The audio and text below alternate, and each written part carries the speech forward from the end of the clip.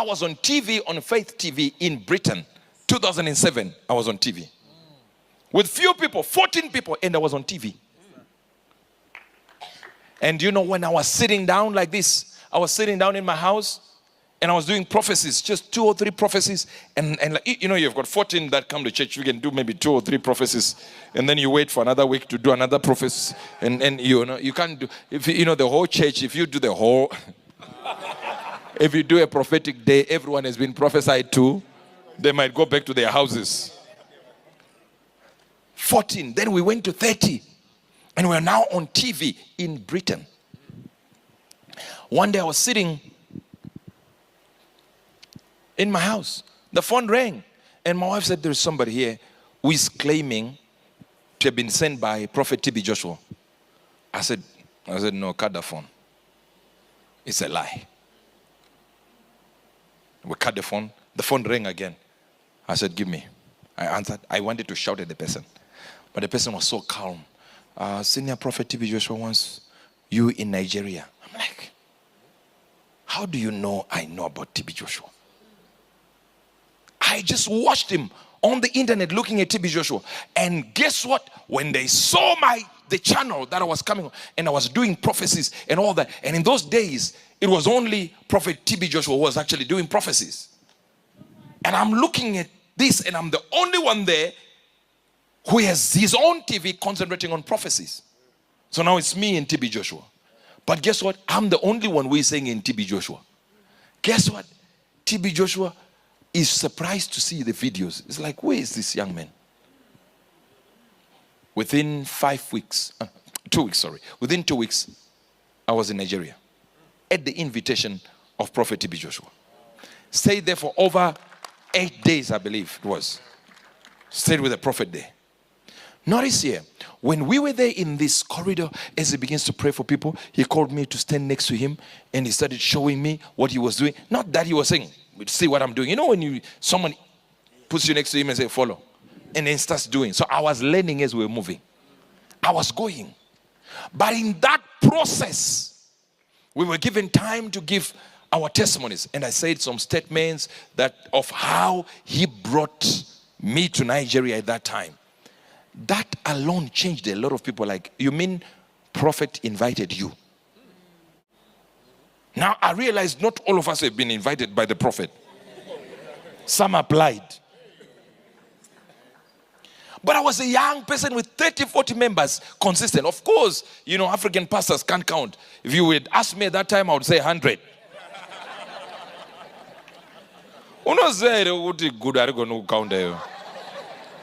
Good count. One, too many. Do you know baboons can't count? Now watch this. And African pastors act like baboons. How many people do you have? 2,000.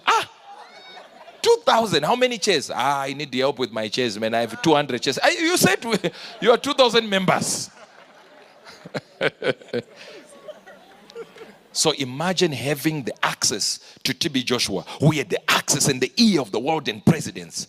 And here I am, live, I'm sitting there, and they said, that is that young man who was in this location. And we're being filmed, and they shot. And now all of a sudden, TB Joshua is there. I have now been given access. And then the last day I'm supposed to leave. And the day I'm supposed to leave, I was supposed to leave the following day. And people were now being called in to see Prophet TB Joshua. I just went in there and I stopped the bell because he would ring a bell to say next. I could hear the bell every time someone comes in, goes in, comes out. Few seconds in, out. I said, I just went there and grabbed the bell like this. He started laughing. I said, don't touch this bell. I will tell you what I want to tell you. But notice what I'm trying to say here. The momentum of understanding access to a level where I said, I've gotten access now. Are you getting this? I remember one time, and I'll tell you this. This is something that I don't say a lot. I remember a prophet in South Africa, you know him, white man, very good teacher. But I think they had a run-in with Prophet TB Joshua and it was not good. And now I'm close to TB Joshua, but I've been invited to preach for the white prophet from South Africa. So I honored that. So I went there. But in that moment when I went there, that man was popular around the world. Cobus was popular. He had never invited any black preacher to preach anywhere near his pulpit.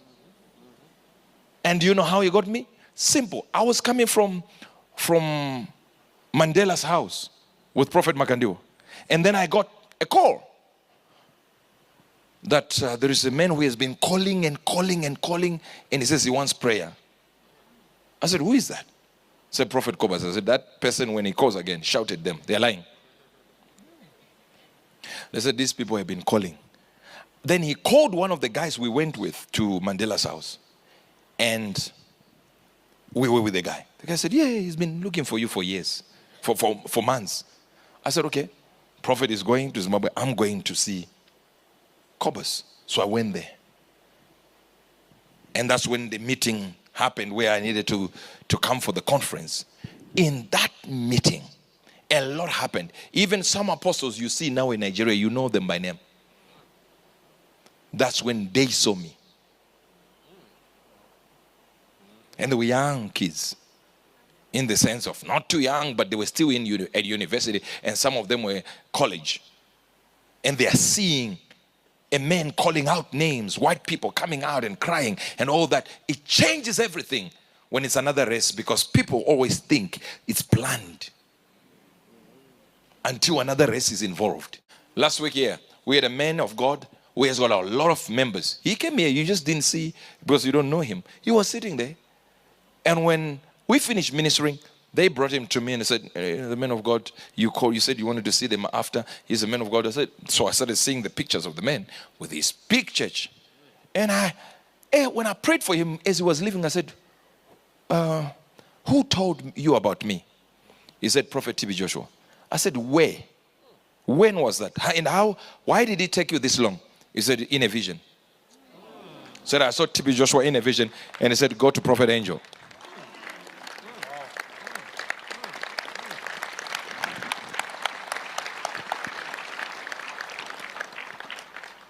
Remember one of the men that came here with his wife, and I was prophesying to them. Then afterwards they told us they are actually on the video on the day Prophet TB Joshua passed on.